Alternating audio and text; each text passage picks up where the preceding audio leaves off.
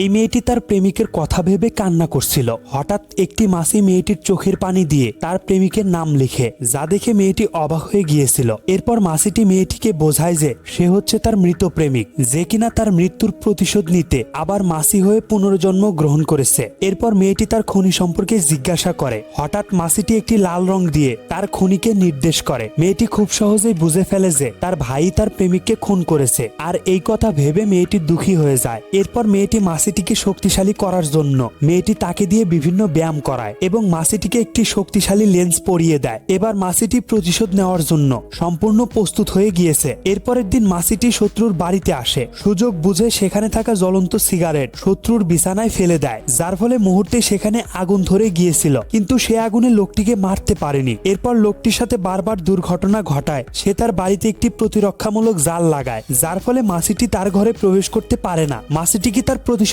নিতে পারবে? এই ভিডিওটির পার্ট 2 দেখার জন্য একটি লাইক দিয়ে কমেন্ট করে জানাতে পারো।